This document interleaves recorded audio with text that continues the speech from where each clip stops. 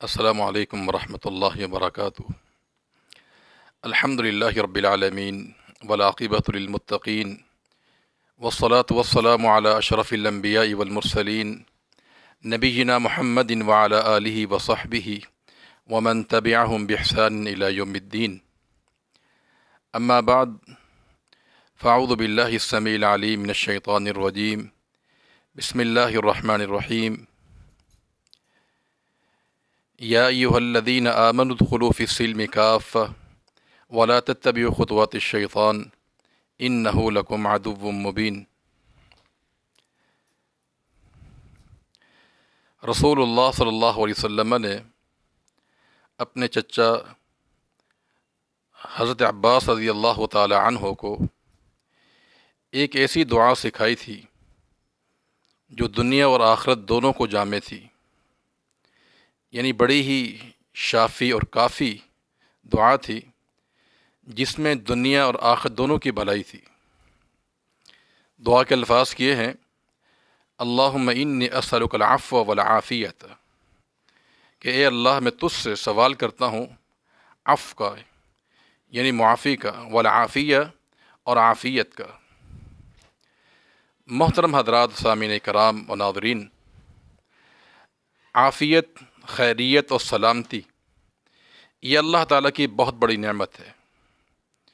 تبھی تو اللہ کے پیغمبر صلی اللہ علیہ وسلم نے اپنے چچا کو یہ دعا سکھائی جس میں عافیت کا، خیریت کا اور سلامتی کا ذکر ہے۔ آپ کو معلوم ہے کہ ان دنوں پوری دنیا، بالخصوص اسلامی ممالک، ایک بہت بڑی وبا اور مصیبت سے دوچار ہیں، اور ہر طرف خوف اور پریشانی کا عالم ہے۔ ان حالات میں اپنے تمام مسلمان اور تمام ناظرین و سامعین کو ہم نصیحت کریں گے کہ انسان کو ہمیشہ اللہ تعالیٰ سے عافیت اور خیر کا ہی سوال کرنا چاہیے۔ صحیح بخاری میں رسول اللہ صلی اللہ علیہ وسلم کا فرمان ہے، فرمایا کہ لا تتمنوا لقاء العدو واسألوا اللہ العافیہ، کہ تم کبھی بھی دشمن سے مقابلے کی آرزو مت کرنا، اللہ تعالیٰ سے ہمیشہ عافیت کا سوال کرو۔ اس حدیث سے یہ بات معلوم ہوتی ہے کہ عافیت ہی انسان کو ہمیشہ مانگنی چاہیے۔ ایک اور حدیث رسول اللہ صلی اللہ علیہ وسلم کا فرمان ہے کہ جو انسان اس حال میں صبح کرے کہ وہ تندرست ہو اور وہ پرامن ہو، اس کے پاس ایک دن کی خوراک موجود ہو، فرمایا گویا کہ اس شخص نے، اس کے لیے پوری دنیا جمع کر دی گئی ہے۔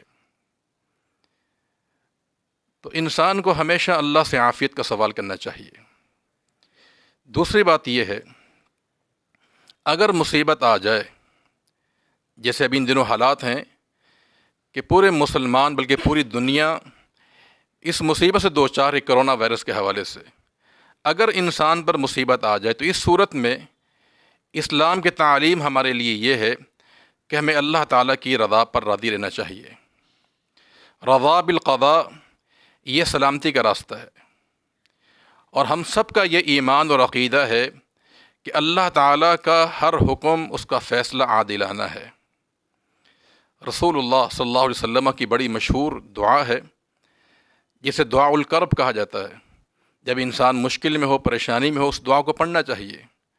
اس دعا میں یہ ذکر موجود ہے کہ ماضٍ فی حکمک عدل فی قضاؤک، کہ یا اللہ مجھ پر تیرا حکم ہی چلتا ہے اور تیرا ہر حکم، تیرا فیصلہ عادلانہ ہے۔ تو ہمارا ایمان ہے کہ اللہ تعالیٰ کا جو بھی حکم ہے، جو بھی فیصلہ ہے، یہ اس کا عدل پر مبنی فیصلہ ہے، تو ہمیں اللہ تعالیٰ کی قضاء اور قدر پر راضی رہنا چاہیے۔ اس میں سلامتی اور عافیت کا راستہ ہمارے لیے یہی ہے۔ اللہ تعالیٰ ظلم نہیں کرتا۔ قرآن نے صاحب بتا دیا، وما ربک بظلام للعبید، کہ اللہ تعالیٰ کبھی بھی اپنے بندوں پر ظلم نہیں کرتا۔ اور حدیث قدسی بھی ہے کہ یا عبادی انی حرمت الظلم علی نفسی، کہ اے میرے بندو، میں نے اپنے اوپر ظلم کو حرام کر لیا ہے۔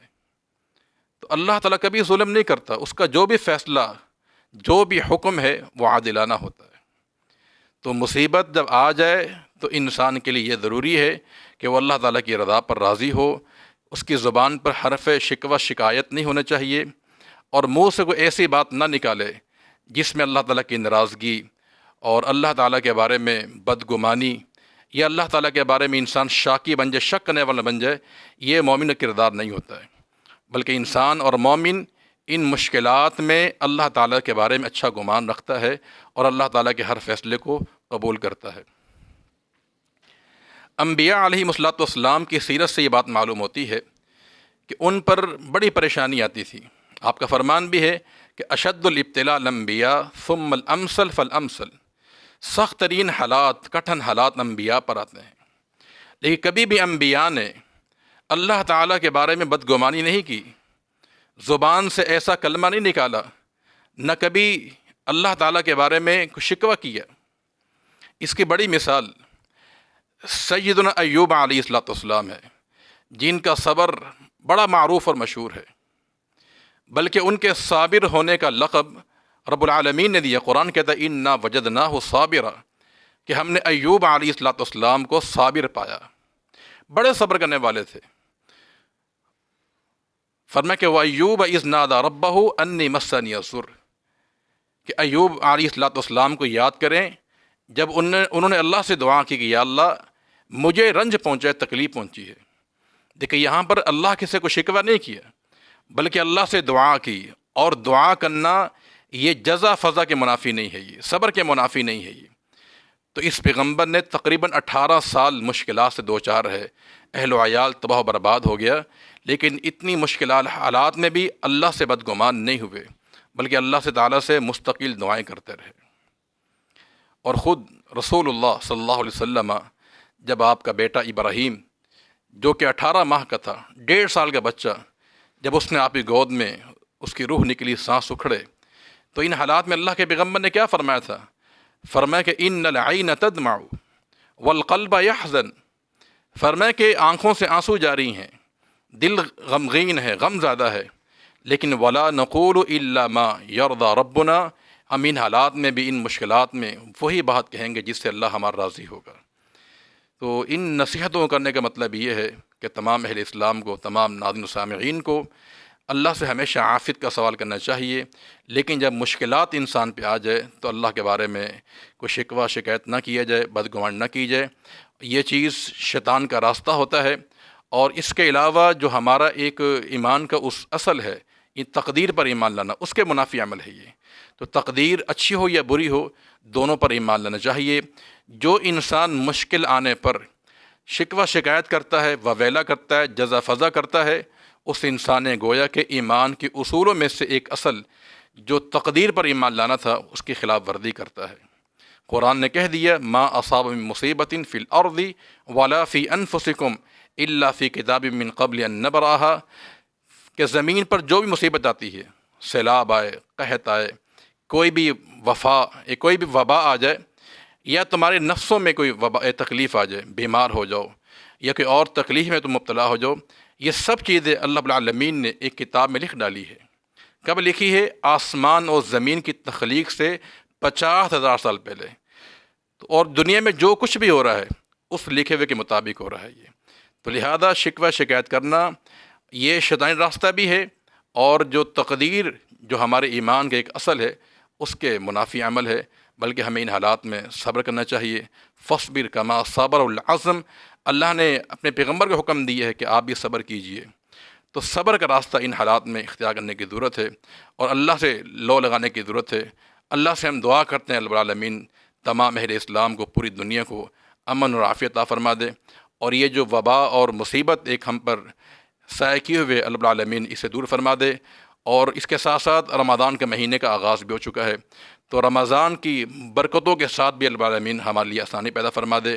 اور تمام اہل اسلام کو چاہیے کہ اپنی دعائیں فرض نماز کے بعد ہو، رات کے آخری پہر کے اندر ہو، اور خصوصاً جو افطاری کا وقت ہوتا ہے، یہ دعا کی قبولیت کے اوقات ہیں، ان دعاؤں میں اللہ سے تعلق قائم کیجیے، اور اس وبا کے بارے میں رب العالمین سے گڑ گڑا کر التجائیں کریں۔ اللہ تعالیٰ تمام اہل اسلام کو عافیت عطا فرما دے، اور اس مصیبت سے اللہ تعالیٰ ہم سب کو محفوظ فرما دے۔ السلام علیکم ورحمۃ اللہ وبرکاتہ۔